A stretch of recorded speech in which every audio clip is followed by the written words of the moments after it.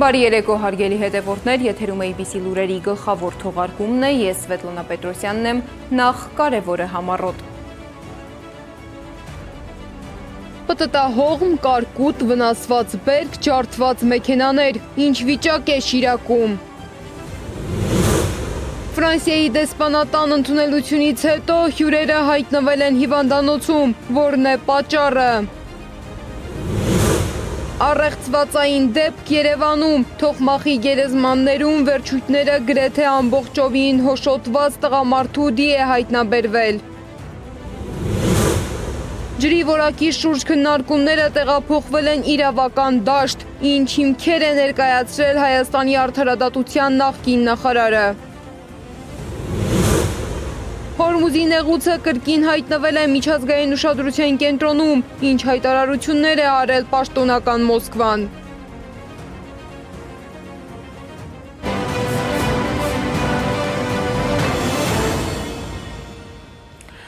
Ֆրանսիայի ազգային տոնին նվիրված պաշտոնական ընդունելությունից հետո, որն անցկացվել էր Հայաստանում Ֆրանսիայի դեսպանատանը, մի քանի մասնակից հայտնվել է հիվանդանոցում։ Հուլիսի 14-ին կայացած միջոցառմանը մասնակցել էին քաղաքական և հանրային գործիչներ, դեսպաններ և բազմաթիվ հրավիրյալներ։ Ընդունելությունից ժամեր անց հյուրերից մի քանիսը բուժօգնության են դիմել աղիքային վարակի ախտանիշներով։ Ըստ լրատվամիջոցների, բացօթյա միջոցառումն անցկացվել է շոգ եղանակին, իսկ հյուրասիրությունն ապահովել է Մարիոթ հյուրանոցը։ Մեծ հետ զրույցում Միքայելյան համալսարանական հիվանդանոցից հայտնել են, որ այս պահին բուժում է ստանում միջոցառման 5 մասնակից։ Բոլորի մոտ ախտորոշվել է սալմոնելոզ։ Սալմոնելոզը աղիքային վարակ է, որը առաջանում է սալմոնելո կոչվող բակտերիայից։ Այն սովորաբար փոխանցվում է վարակված սննդի կամ ջրի միջոցով և կարող է առաջացնել բարձր ջերմություն, որովայնային ցավ, փորլուծություն, սրտխառնոց և փսխում։ Ֆրանսիայի դեսպանությունը հաստատել է դեպքը, ներողություն խնդրել հյուրերից և հայտնել, որ դիմել է առողջապահության նախարարություն պատճառները պարզելու համար։ Թունավորման դեպքեր են գրանցվել նաև Կոտայքի մարզի Բյուրեղավան համայնքում վերջին 2 ամսվա ընթացքում երկրորդ անգամ։ 3 ստացված ահազանգերից հետո մեր նկարահանող խումբը մեկնել էր Բյուրեղավան։ Բնակիչները իմ գործընկեր Սեդա Գյուրեղյանի հետ զրույցում կրկին մատնանշել են նույն խնդիրը՝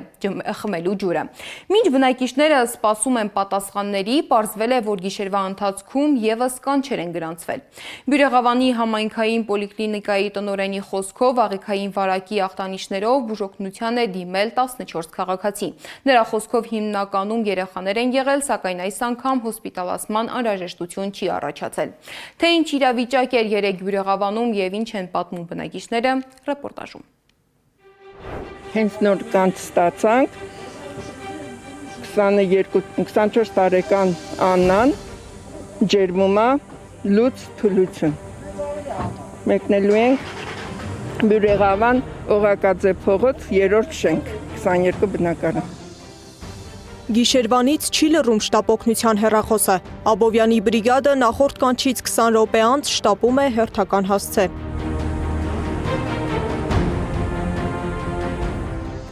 Բյուրեղավանում, Նուրնուսում և հարակից համայնքներում աղիքային թունավորման մասսայական դեպքեր են տեղի ունեցել։ Հիվանդները բուժհաստատություններ են դիմում սրտխառնոցով և սուր աղիքային ցավերով։ Սա առաջին դեպքը չէ։ Նման դեպք տեղի է ունեցել նաև այս տարվա ապրիլին։ Բնակիչները սա կապում են ջրի աղտոտվածության հետ։ Իսկ Բյուրեղավանի պոլիկլինիկա յուրաքանչյուր 10 րոպեն մեկ հիվանդ է մոտենում։ Այսօր է սկսել երեխու մոտ։ Հետա տալիս փորլուծություն, թուլություն, դե երեխայա ինքը չի չափել, իր մաման, պապան գործի է, ես է զանգյասը տնամ, իր տատիկ հետ եմ տալիս։ 3 հիվանդ, 2-ը Ռուսաստանից եկած, մեկը 1.5 տարեկան։ Ամբողջ գիշեր հետ են տվել ու պատկերացեք չեն կարողանում կանգնել անգամ։ Ահազանգերի թիվը րոպե առ րոպե ավելանում է, շտապօգնությունը այցելում է տներ, բուժօգնություն ցույց տալիս տեղեր նշանակում։ Այս պայծրությամբ նրանց առողջական վիճակը գնահատվում է միջին, գտնվում են բժիշկների հսկողության տակ։ Առողջապահության նախարարության հիվանդությունների վերահսկման և կանխարգելման ազգային կենտրոնի մասնագետները իրականացնում են անհրաժեշտ համաճարակաբանական ուսումնասիրություններ և 2-3 օրվա ընթացքում արդեն պարզ կլինի, թե ինչն է եղել աղիքային վարակի պատճառը։ Բյուրեղավանն ու տարածաշրջանի բնակավայրերը Նուրնուսի աղբյուրից են ջուր ստանում։ Պոլիկլինիկայի տնօրենը ենթադրում է, հենց ջուրը կարող է լինել մասսայական թունավորման պատճառը։ Քանի որ ինչ որ մի ընտանիք չի երկու, որոնք քեֆի եղած լինեն կամ ինչ որ մի միջոցառման, բոլորը նույն բանը կերած լինեն, նրանք ապրում են տարբեր տեղեր, ասենք թեկուզ Նուրնուս, Բյուրեղավան, Արզնի, նշանակում է ավելի հնարավոր է, որ ընդհանուր օգտագործման ինչ որ բանից չլինի։ Վեոլյա ջուրը ահազանգի հետքերով եկել էր տարածաշրջանում նմուշառության։ Ինչպես ապրիլի բռնկումից հետո, այնպես էլ հիմա ընկերությունը հայտարարություն է տարածել, որ որևէ վարակ ջրում չի հայտնաբերվել։ Ընկերությունը սահմանված կարգով եւ պարբերաբար իրականացնում է խմելու ջրի նմուշառումներ ջրաղբյուրներում եւ օրվա կարգավորիչ ջրամբարներում։ Կատարված հետազոտությունների արդյունքով խմելու ջրի որակի շեղումներ չեն արձանագրվել։ Իսկ բնակիչների գանգատը նույնն է, այս տիկնոջ թոռը ապրիլին թունավորվել էր, վիճակը ծանր էր։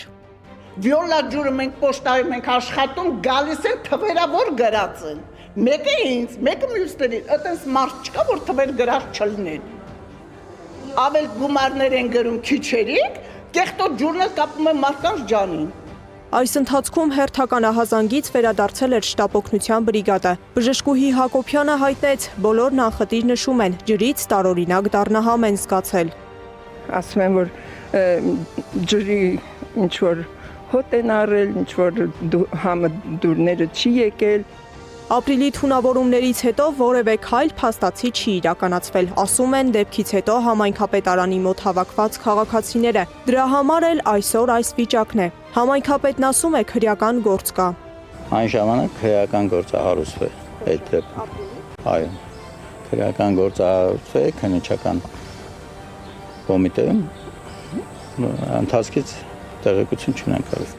Թե ինչու նույն տարվա ընթացքում Նուրնուսի աղբյուրից սնվող բնակավայրերում արդեն երկրորդ անգամ է գրանցվում զանգվածային թունավորման դեպք, Վեոլյա ջուրը չի մեկնաբանում։ Ընկերությունից միայն հայտնում են, որ այժմ պատրաստվում են նաև հավելյալ հետազոտություններ իրականացնել։ Իսկ թե ինչ արդյունքներ էին տվել ապրիլյան բռնկումից հետո կատարված ուսումնասիրությունները եւ ինչ հետեւություններ էին արվել, ընկերությունում հրաժարվեցին մեկնաբանել, առաջարկելով գրավոր հարցում ուղարկել։ Սերակ Ուրեղյան, Տարոն Ղադիլյան, Նոնա Գևորգյան, ABC Media։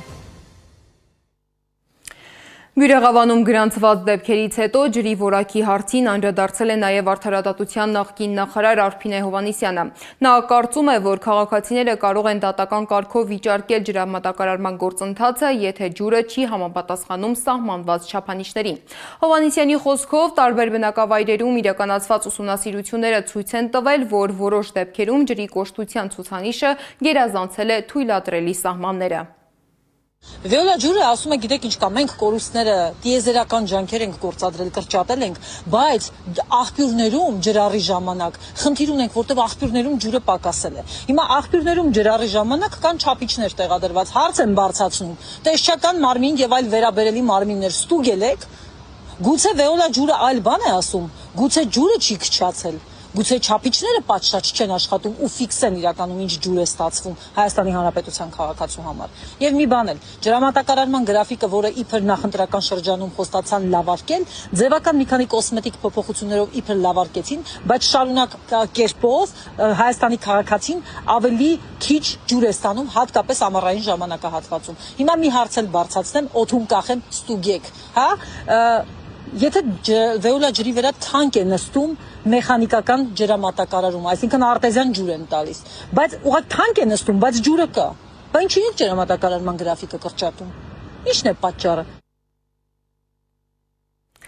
Մինչ Կոտայքում փորձում են հասկանալ վարակի պատճառները, Շիրակի մարզում բնակիչներն արդեն հաշվում են տարերքի հասցրած վնասները։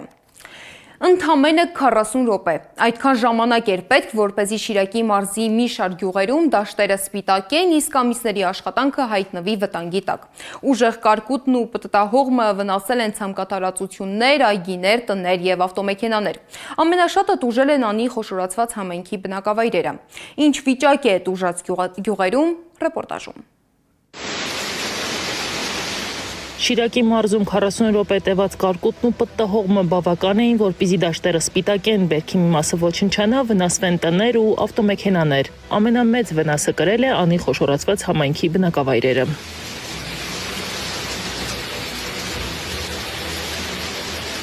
Լանջիկ բնակավայրի վարչական ղեկավար Գևորգ Աբաջյանի խոսքով ամենամեծ հարվածը կրել են գյուղատնտեսական ցանքատարածությունները։ Նրա գնահատմամբ գարու եւ ցորենի արտերի զգալի մասը վնասվել է, իսկ որոշ հատվածներում բերքը ոչնչացել է 100%-ով։ Ցանքատարածությունները գարի ցորեն ամբողջությամբ գրեթե 100%-ով խփել է կար։ Դեռ կա քիչ ամեն 70-80%-ով, բայց որպես մենք ամբողջ գյուղով դժվար է։ Բագրավանում եւս վնասվել են ցանքատարածություններ, ավտոմեքենաներ ու մի քանի բնակելի տանտանիքներ։ Վարչական ղեկավար Արտյոմ Պետրոսյանի խոսքով որոշ տարածքներում բերքն ամբողջությամբ է ոչնչացել, մյուսներում վնասվել մասնակի։ Կարկուտի ժամանակ թեթև վնասվածքներ է ստացել նաեւ երիտասարդ հովիվ Արման Մազմանյանը։ Հովիվը նորմալ գնացել է դա, իրա գործին փրոսներ մի հատ կարկուտ է գխի, դա եկե մի քիչ վնասվել է, այնքան բան։ Սառնախբյուրում ըստ վարչական ղեկավար Գագիկ Սարոյանի մարդիկ ֆիզիկապես չեն տուժել, կարկուտը վնասել է դաշտերը, ծառերը ու բերքը, սակայն վնասները գյուղի ամբողջ տարածքում միատեսակ չեն, իսկ պտտահողմը անցել է գյուղից դուրս լեռնային հատվածներով առանց բնակավայրին լուրջ վնաս հասցնելու։ Տեղեր կա քիչ է եկել, տեղեր կա չի եկել, էլի տենց։ Տեղ կա ծառերն էլ վնաս է, տեղ կա բերքն է վնաս է, նենց ընդանուր չի էլի տեղեր, տենց ոնց որ երագ լինի։ Գյուղերում սպասում են մարզպետարանի եւ համայնքային հանձնաժողովների աշխատանքին, որոնք պետք է գույքագրեն ու գնահատեն վնասի չափը, որից հետո պարզ կդառնա աղետի ամբողջական ծավալը։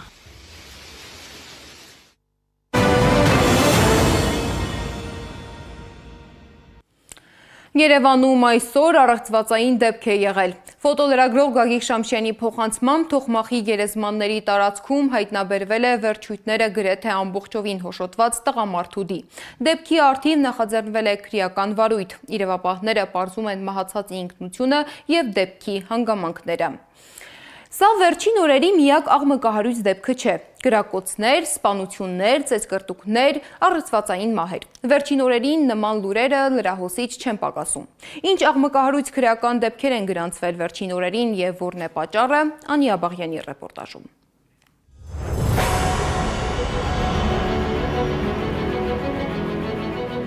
Արաբկիրի Վաղարշյան փողոցում են միմյանց կրակում, մեկ այլ քաղաքացի էլ կրակողին վրա երթի է ենթարկում։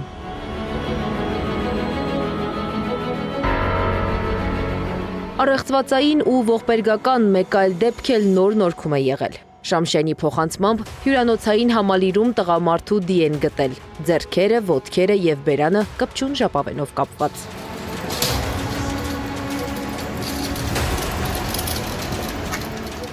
Այս շաբաթ նորությունների ժապավենը գրեթե նույն բովանդակությամբ էր՝ սպանություն, ծեծկրտուկ, մահ։ Հասցեները, մարդիկ, շարժառիթները տարբեր էին, բովանդակությունը նույնը։ Իրավապահ համակարգը զբաղված է այլ խնդիրներ լուծելով եւ հետաբար նույն բակային մակարդակում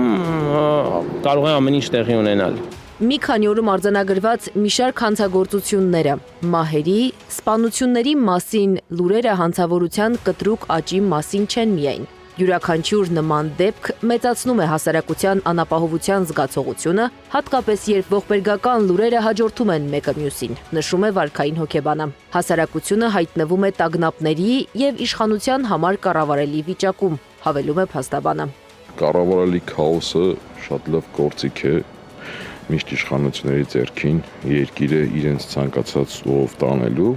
Կառավարելի քաոսի տարեր 20 թվականից ի վեր Հայաստանում մենք ականատես ենք լինում, բայց այստեղ նաև երբեմն թերացման պատճառ է, ճիշտ է, մթնոլորտը ձեռնտու է, վախի մթնոլորտ է, լարվածության մթնոլորտ է, բայց ոչ միշտ, որովհետև երբեմն սա կարող է սահմաններից դուրս գալ։ Կարծում եմ շատ ավելի դեպքերում սա թերացման հետևանք է եւ ոչ պրոֆեսիոնալիզմի հետևանք է։ Դավիթ Հայրապետյանի խոսքով երկրի ներքին անվտանգության անկայուն վիճակը նպատակաուղղված որոշակի գործունեություն է, որպեսզի մարդիկ լինեն լարված, մտազբաղ, անհանդուրժող։ Ելնելով անվտանգային հարցերից, ներքին անվտանգային հարցերից, այո, եղել են եւ իմ որոշումը ես երկար ժամանակ փորձել եմ ինչ որ բաներ փոխել, ինչ որ բաներ բացատրել, ցույց տալ, համոզել, հասկանալի որ չի ստացվում, որոշել եմ պարզապես գնալ ինչ որ ժամանակով, մինչև հասկանալ ինչ կարող է լինել։ Ես չեմ գտնում որ դա ճիշտ որոշում է, դա ճիշտ ռազմավարություն է, բայց դա այդպես է։ Ողբերգական դեպքերի մասին չդադարող լուրերը, ներքին անկայունությունը քաղաքացուն զրկում է անգամ իր կյանքը ինչ-որ չափով պլանավորելու հնարավորությունից։ Առաջ ես կարող եմ կյանքը պլանավորել առաջիկա 5 տարիների համար, ու ինչ ճանաչողամարտիկ գիտեն, որ ասենք, չգիտեմ, առաջիկա մի տարում պլանավորումը առնվազն կա։ Հիմա ես 1 ամսից այն կողմ չեմ կարողանում գնալ։ Եվ հենց դա է պատճառը, որ երկարատև պլանավորման հնարավորության բացակայությունը բերում է նաև հոգեկան անկայունության։ Դու չես կարողանում ոտքի տակ հող գտնել։ Իրավապահ համակարգն ունի հստակ գործիքակազմ հանցագործությունների դեմ, ունի գործիքակազմ անկայուն վիճակը նվազեցնելու, բայց չի գործածում, նշում է փաստաբանը։ Մեծ թերացում ունի իրավապահ համակարգը, որովհետև շատ հարցերով, շատ դեպքերով իրավապահ համակարգը կարող է կանխարգելիչ քայլեր ձեռնարկել, որը տեղի չի ունենում։ Մի քանի ամիս առաջ, երբ որ Բաքվում հիշում եք այդ հայտնի դեպքը կրակոցներ երկկողմանի եւ զոհեր դեպքեր, որ կարող չափազանց շատ ավելի բացասական հետևանքներ լինել, որովհետեւ այդ կույր գնդակը չգիտենք ուր կարող էր հայտնվել եւ կարող էին խաղաղ բնակիչներ իրենց բնակարանում նույնիսկ վիրավորվեին, այդ դեպքով օրինակ իրավապահ համակարգը մեծ թերացում ուներ, որովհետեւ դրանից մի քանի օր առաջ այդ նույն խմբերը իրար հետ բախում էին ունեցել եւ եթե օպերբլոկը իր տեղում լիներ, ապա կանխարգելիչ քայլեր պետք է աներ եւ վստահ եմ այդ դեպքը երկրորդ դեպքը չէր լինի։ Երբ սպանությունների, ծեծկրտուկների եւ մահերի մասին լուրերը հաջորդում են մեկը մյուսին, հասարակության անվտանգության զգացողությունը խաթարվում է։ Այդ զգացողության հետևանքները տարբեր են, ինչպես հանցագործության պատճառները, բայց զսպողը մեկն է՝ պետությունը, որը ըստ զրուցակիցներիս դիտմամբ ամենաթողությամբ է զբաղվում։ Անի Աբաղյան, Մեհեր Դավթյան, Նոնա Գևորգյան, ABC Media։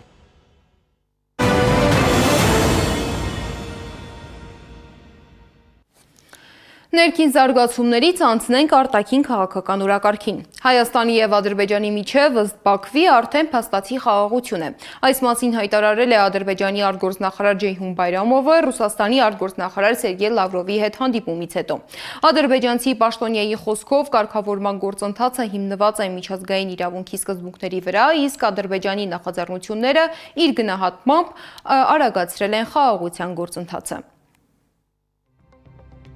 Վերջերս Հայաստանի եւ Ադրբեջանի միջև հարաբերությունների կարգավորման գործընթացում տեղի ունեցած պատմական իրադարձություններն, այդ թվում խաղաղության համաձայնագրի նախագծի նախաստորագրումը ստեղծում են եզակի հնարավորություն տարածաշրջանում կայուն խաղաղություն, անվտանգություն եւ բարգավաճում ապահովելու համար։ Ռուսաստանն էլ հայտարարում է, որ պատրաստ է աջակցել Երևանի եւ Բաքվի միջև հարաբերությունների կարգավորմանը։ Սերգեյ Լավրովի խոսքով Մոսկվան պատրաստ է նպաստել տրանսպորտային եւ տնտեսական կապերի վերականգնմանը։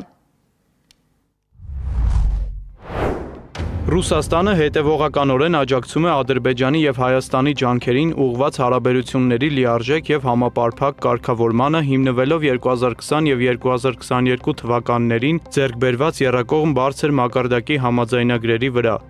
Ինչպես նախկինում մենք պատրաստ ենք օգնել եւ Բաքվին եւ Երևանին տրանսպորտային եւ տնտեսական կապերի ապաշրջափակման եւ մարդասիրական հարցերի լուծման գործում։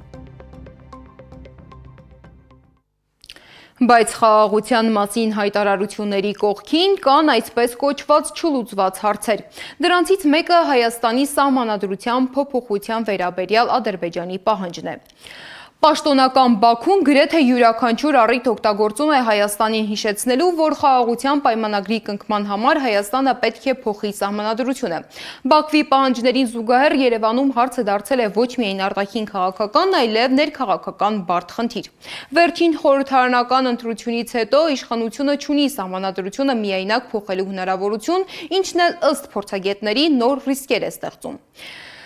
Ինչ է պահանջում Ադրբեջանը, ինչու է սահմանադրության հարցը դարձել բանակցությունների առանցքային թեմա, Գառնի Մութաֆյանի ռեպորտաժում։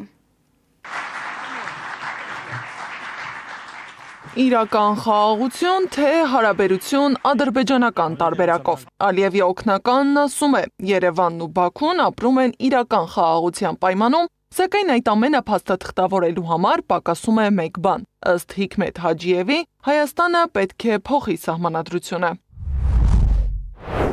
Սահմանադրական փոփոխությունների ձևը Հայաստանի ներքին գործն է։ Ադրբեջանի համար կարևոր է, որ մեր երկրի նկատմամբ տարածքային պահանջներ համարվող դրույթները պաշտոնապես վերացվեն նոր սահմանադրության ընդունման կամ այլ իրավական մեխանիզմների միջոցով։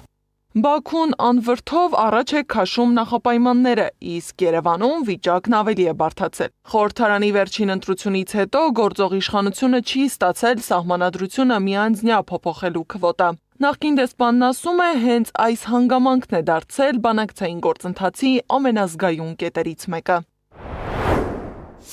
Մենք ժամանակի առաջ գնալու հետ առաջիկա շաբաթներին եւ ամիսներին մենք կտեսնենք այլ ավելի խստացող այդպիսի հռետորաբանություն պահանջների տեսքով մի կողմից փորձելով սպասարկել այս իշխանությունների տարածող թեզը, թե իբրև թե խաղաղություն գոյություն ունի,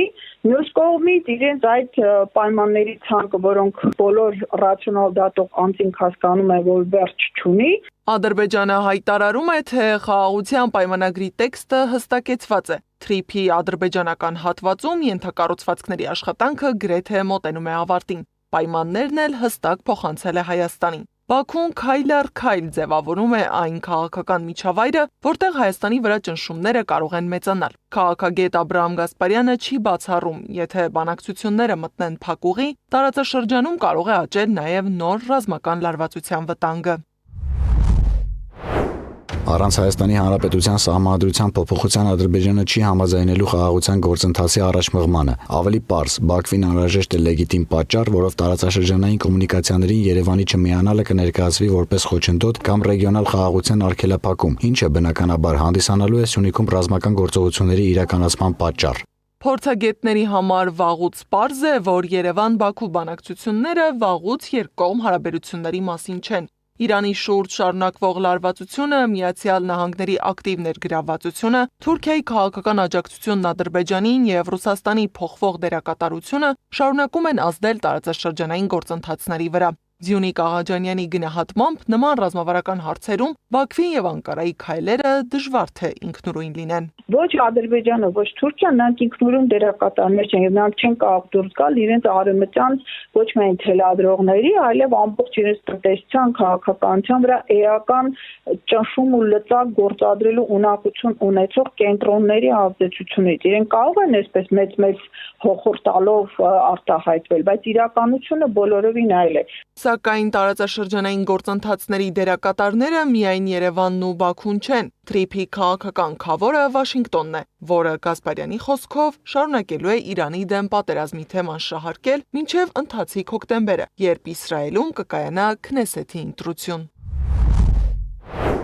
Հայաստանի Հանրապետության իշխանությունը վստահեցրել է ամերիկյան կողմին։ Սյունիքում Թրիփի աշխատանքները սկսել աշնանը։ Իրանը պաշտոնապես դիմել է Երևանին արագացնելու ռազմավարական գործընկերության պայմանագրի ստորագրումը։ Լուծումը հավանաբար իշխող վարչախմբի ղեկավարի փախուստն է։ Երկիրը նոր ու աղետաբեր պատերազմի մեջ ներքաշելուց հետո կամ կրկնակի կապիտուլյացիան կամ էլ անվտանգային կանխարգելիչ գործողությունների ձեռնարկումը, ինչպես Եգիպտոսը բազմիցս արել է անցած դարի 70-80-ականներին։ Տարածաշրջանում ամեն ինչ արագացված ռեժիմով է ընթանում։ Ենթակառուցվածքների պատրաստումից մինչև աշխարհաքաղաքական երկրաշարժեր։ Խաղաղաշինության գործընթացն էլ ավելի հրատապ է դարձնում մեծ պետությունների մասնակցությունը։ Կմոտենա խաղաղության սպիտակ աղավնին եզրագծին, թե նրան կփոխարինի սևագրավը։ Ճնշումների ու լարվածության մակընթացության ավարտը հայտնի չէ։ Առաջիկա ամիսներն ամենայն հավանականությամբ վճռորոշ կլինեն։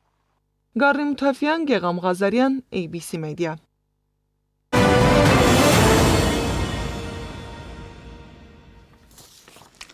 Տարածաշրջանային լարվածության գլխավոր օջախը շարունակում է մնալ Իրանը։ Իրանական աղբյուրների փոխանցմամբ երկրի նոր գերագույն առաջնորդ Մոջթաբա Խամենեիի առաջին միջազգային շփումը կարող է լինել Ռուսաստանի նախագահ Վլադիմիր Պուտինի հետ։ Աղբյուրի խոսքով անվտանգության նկատառումներից ելնելով Խամենեին առայժմ չի հայտնվում հանրության առաջ։ Իրանի շուրջ ստեղծված վիճակին անդրադարձել է նաև Սերգեյ Լավրովը։ Ռուսաստանի արտգործնախարարի խոսքով Հորմուզի նեղուցի շուրջ ճգնաժամը մեծացնում է հյուսիս-հարավ միջազգային տրանսպորտային միջանցքի նշանակությունը։ Թեման իսկապես շատ կարևոր է, հատկապես այն իրավիճակում, երբ ճգնաժամը Հորմուզի նեղուցում կարծես ցկցկվում է։ Դրանից տուժում են համաշխարհային տնտեսությունը եւ համաշխարհային տրանսպորտային երթուղիները։ Իրանական կողմն ավարտել է Ռեշտ Աստարա հատվածի հողհատկացումը, որի բացակայությունը երկար ժամանակ խոչընդոտում էր շինարարությանը։ Երեք երկրների երկաթուղիների ղեկավարներն արդեն քննարկել են աշխատանքների մեկնարկի գործնական կողմերը։ Կարծում եմ առաջընթաց կտեսնենք։ Հետաքրքրություն կա բոլոր երեք կողմերից։ Ռուսաստանը կապի մեջ է Պարսից ծոցի ճգնաժամին ներգրավված բոլոր կողմերի հետ եւ կոչ է անում նրանց շուտապույտ հրադադար հաստատել։ Ներգրավված կողմերի հետ մեր շփումներում մենք կոչ ենք անում արագ դադարեցնել կրակը եւ իրավիճակը վերադարձնել այն կետին, երբ Հորմուզի նեղուցը լիովին ազատ էր, գործում էր առանց որևէ խնդրի, առանց որևէ վճարների։ Սակայն դիվանագիտական հայտարարություններին զուգահեռ ռազմական գործողությունները շարունակվում են։ ԱՄՆ-ն նոր հարվածներ է հասցրել Իրանի տարածքին, իսկ Թեհրանը պատասխանել է թիրախավորելով ամերիկյան օբյեկտները տարածաշրջանում։ Իրանական կողմը հայտնում է զոհերի և վիրավորների մասին։ Թեհրանը նաև զգուշացնում է, որ հակամարտությունը կարող է նոր փուլ մտնել։ Իրանի գերագույն առաջնորդի ռազմական խորհրդականի խոսքով, եթե ամերիկյան հարվածները շարունակվեն, պատասխան գործողությունները կարող են ընդլայնվել և դուրս գալ ներկայիս հակամարտության գոտուց։